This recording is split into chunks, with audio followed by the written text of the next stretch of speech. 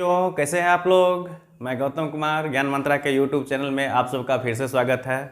पिछले वीडियो में हमने आप लोगों को बताया था मेजरमेंट में फिजिकल क्वांटिटीज़। अब उसी को आगे बढ़ाते हुए इस वीडियो में आप लोगों को ले चलते हैं कुछ इम्पोर्टेंट टॉपिक, जैसे एस्ट्रोनॉमिकल यूनिट है, माइक्रोन है, ये सब का डेफिनेशन बताते हुए फिर आपको इसी को आगे बढ़ाएंगे इस वीडियो में। फिर क्वेश्चंस देखेंगे। तो जो आज देखते हैं उसके आगे, कल के वीडियो के आगे, कि फिजिकल क्वांटिटीज जो है, फिजिकल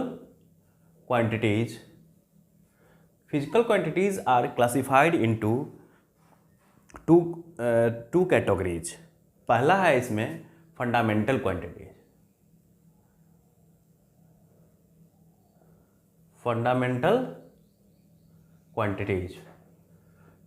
ठीक है। फंडामेंटल क्वांटिटी क्या होता है? अ फिजिकल क्वांटिटी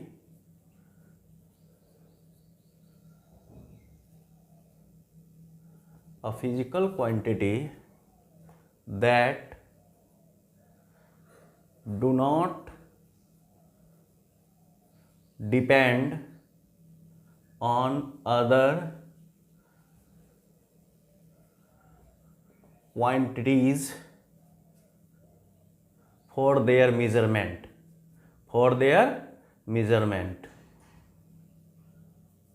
मतलब वैसा फिजिकल क्वांटिटी जो अपने मेजरमेंट के लिए किसी दूसरे क्वांटिटी पर डिपेंड नहीं करता है। As for example, mass, length,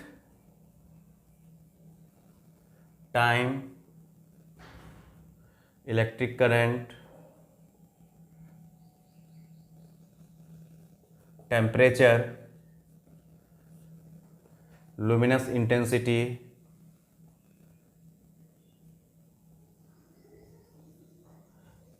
and luminous intensity and amount of substance।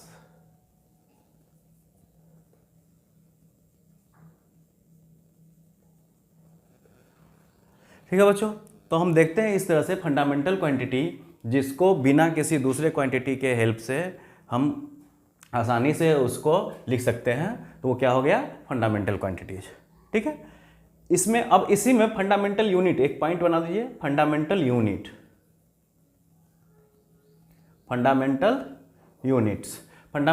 क्या होगा?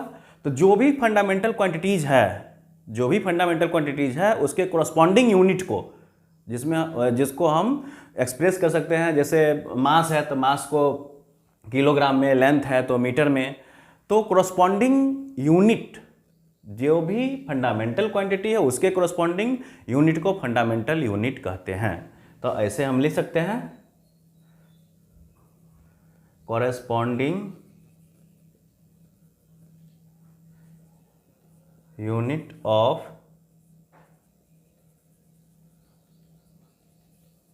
Fundamental quantities.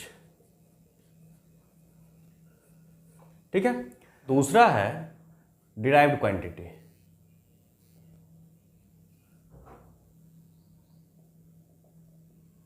डिराइव्ड क्वांटिटीज, तो इसको हम सीधा कर सकते हैं, the quantities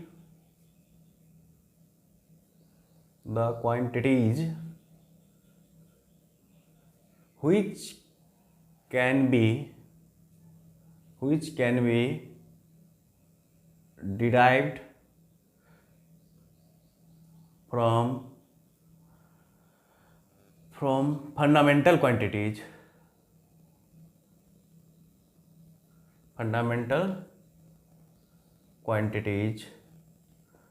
are known as derived quantities।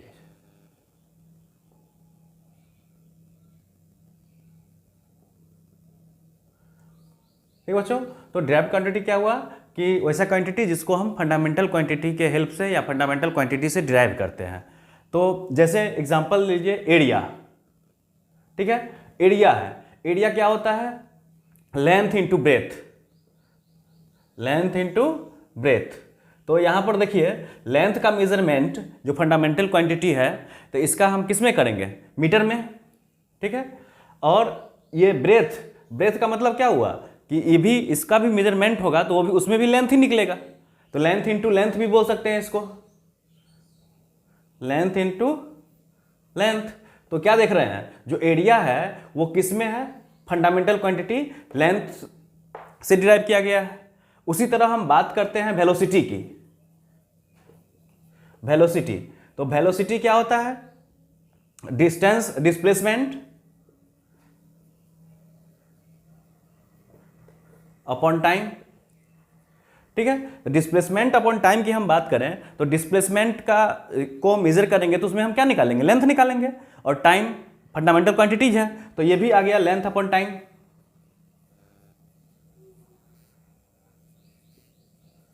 तो इस तरह से हम देख रहे हैं डिराइव्ड क्वांटिटीज में कि जो भी डिराइव्ड क्वांटिटीज है वो कहां से डिराइव किया गया, फंडामेंटल से, फंडामेंटल क्वांटिटीज से।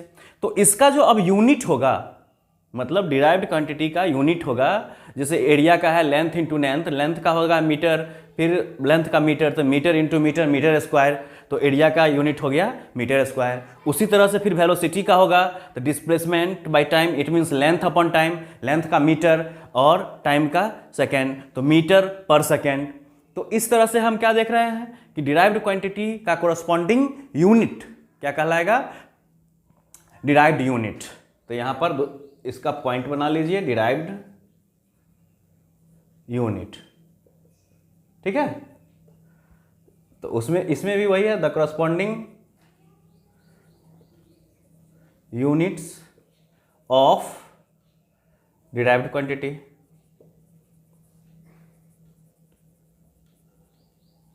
डिराइव्ड क्वांटिटीज, ठीक है बच्चों। तो इस तरह से हम देख लिए फिजिकल क्वांटिटी डिपेंडेंसी के आधार पर या एक दूसरे के रिलेशन के आधार पर है, मेजरमेंट के रिलेशन के आधार पर क्या है, दो पार्ट में बांटा गया, दो कैटेगरीज में इसको क्लासिफाइड किया गया है। कौन कौन, फंडामेंटल और डिराइव्ड। फिर फंडामेंटल यूनिट देखे, डिराइव्ड यूनिट देखे, तो आप लोग अच्छे से इसको देखिए, समझ गए होंगे। और पिछले वीडियो में जो इसका पिछला पार्ट है वो डिस्क्रिप्शन में लिंक दिया हुआ है, वहाँ से उसको क्लिक करके फिर देख लीजिए और क्लियर समझ में आएगा। तो गाइस आगे है सम इम्पोर्टेंट टर्म्स, ठीक है। ये मेजरमेंट का कुछ इंपॉर्टेंट टर्म्स है, जैसे एस्ट्रोनॉमिकल यूनिट है। एस्ट्रोनॉमिकल यूनिट क्या होता है कि जैसे देखिए ये सन है, क्या है, सन है, और ये अर्थ है। इस दोनों के बीच का जो डिस्टेंस होगा, इस दोनों के बीच का एवरेज डिस्टेंस कहिए, इस दोनों के बीच का जो एवरेज डिस्टेंस होगा वो क्या कहलाएगा, एस्ट्रोनॉमिकल यूनिट, ठीक है। एवरेज डिस्टेंस, ठीक है। इट मीन्स हम क्या कह सकते हैं, एस्ट्रोनॉमिकल यूनिट जो है वो क्या है, ये डिस्टेंस को मेजर करता है, ठीक है। तो डेफिनेशन में ये लिखा हुआ है, the average distance between the sun and the earth is known as astronomical unit. इसका वैल्यू होता है 1 astronomical unit is equal to, नहीं अप्रोक्सीमेटली इक्वल होता है, लगभग बराबर होता है 1.5 इंटू 10⁻11 मीटर के। ये याद रखिएगा, एस्ट्रोनॉमिकल यूनिट क्या हुआ, average distance between the sun and the earth, ये आ गया एस्ट्रोनॉमिकल यूनिट। अब दूसरा पॉइंट है लाइट ईयर। लाइट ईयर क्या है, लाइट ईयर ये डिस्टेंस का यूनिट है, डिस्टेंस मेजर करने का यूनिट है। तो लाइट ईयर जो होता है वो लाइट के द्वारा एक ईयर में जितना डिस्टेंस ट्रेवल, 1 ईयर में जितना डिस्टेंस ट्रेवल किया जाएगा वो क्या कहलाएगा, 1 लाइट ईयर, ठीक है। तो distance travelled by light in 1 year is known as light year, ठीक है। इसका वैल्यू 1 लाइट ईयर जो होता है वो 9.46 इंटू 10⁻15 मीटर के इक्वल होता है, ठीक है। इसको आगे हम डिराइव करके भी दिखा देंगे, प्रूफ भी इसका देंगे। तो चलिए, तो लाइट ईयर ये किसका यूनिट है, डिस्टेंस का है, इसलिए यहाँ लिखा it is the unit of distance, okay. अब नेक्स्ट है एंगस्ट्रम, ठीक है। एंगस्ट्रम जो है ये भी लेंथ को ही लेंथ को ही मेजर करता है, लेकिन वैसे लेंथ को जिसमें वेवलेंथ एक्सप्रेस होता है, ठीक है, लाइट का वेवलेंथ एक्सप्रेस होता है, उसके लेंथ को ये measure, the unit of length in which wavelength of light is express, वैसा लेंथ का यूनिट जिसमें वेवलेंथ, लाइट के वेवलेंथ को एक्सप्रेस किया जाता है, ठीक है, ये होता है 1 angstrom is equal to 10 to the power -10 metre. 1 angstrom किसके बराबर होता है? 10 टू दी पावर -10 मीटर, ठीक है। और लास्ट में है माइक्रोन, जिसको माइक्रोमीटर भी बोलते हैं, यह 10 टू पावर -6 मीटर के इक्वल होता है, ठीक है। सिंपल याद रखिएगा, 1 माइक्रोन 10 टू पावर ये सारे कंपटीशन में खूब पूछे जाते हैं। ये जो चीज़ें जो बता रहे हैं आपको, ये सब कंपटीशन में आया हुआ क्वेश्चन है, कंपटीशन में खूब आते हैं। तो अभी पिछले वीडियो में आपको बताया था मैंने स्टैंडर्ड यूनिट के बारे में, जो फिक्स्ड डिफाइंड यूनिट है, डेफिनिट यूनिट है। तो स्टैंडर्ड यूनिट है, उसी को, उसका कुछ फीचर्स, कैरेक्टरिस्टिक्स होते हैं, जैसे इम्पोर्टेंट फीचर्स या कैरेक्टरिस्टिक्स भी बोल सकते हो, कैरेक्टरिस्टिक्स ऑफ स्टैंडर्ड यूनिट। ये क्या होता है? स्टैंडर्ड यूनिट जो है वो इट शुड बी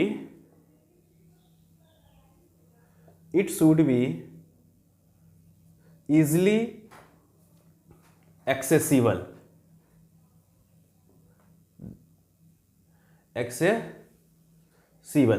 ठीक है। क्या होना चाहिए? ये आसानी से एक्सेसिबल होना चाहिए। दूसरा, it should be widely acceptable all over the world and of proper size ठीक है। मतलब इसका साइज भी प्रॉपर होना चाहिए, और दूसरा कि क्या होना चाहिए? वर्ल्ड वाइड एक्सेप्टेबल होना चाहिए, पूरा वर्ल्ड इसको मानता हो। तीसरा है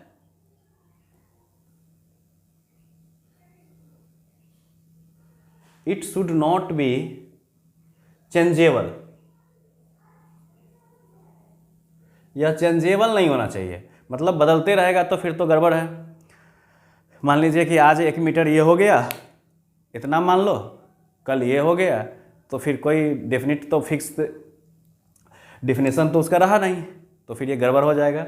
इसलिए यह क्या होना चाहिए? चेंजेबल नहीं होना चाहिए। और साथ ही साथ एक ही जगह, जैसे बताए थे कि पेरिस में जो weight and measures, international bureau of weights and measures है, वहाँ रखा हुआ है, तो वो एक ही रॉड से तो पूरे वर्ल्ड में तो मेजर नहीं किया जा सकता है। इसलिए क्या होना चाहिए? यह fourth, it should be reproducible, ठीक है। तो ये इंपॉर्टेंट कैरेक्टरिस्टिक है यूनिट का। अगर ये सब है तो वो एक वेल डिफाइंड यूनिट्स होंगे, स्टैंडर्ड यूनिट इसी को माना गया है। अभी हम लोग फिजिकल क्वांटिटी, स्टैंडर्ड यूनिट, ये मेजरमेंट चैप्टर में देखे हैं। मेजरमेंट चैप्टर का जो और भी मेन पार्ट है, जैसे सिस्टम है, सिस्टम ऑफ यूनिट्स हैं, MKS, FPS, ये सब हम नेक्स्ट वीडियो में आपको, एक बहुत ही इंटरेस्टिंग चीज़ है, उसको बताएंगे। फिर डेरिवेशन उसका बताएंगे, और इस पर बेस्ड क्वेश्चंस जो बहुत ही कंपटीशन के लिए तो एकदम ही इम्पोर्टेंट है, वो आपको नेक्स्ट वीडियो में लेके आ रहे हैं। तो इस तरह से आपको अगर वीडियो बहुत अच्छा लग रहा होगा तो लाइक, सब्सक्राइब ज़रूर कीजिएगा। कमेंट में लिखिएगा कैसा लगता है। धन्यवाद।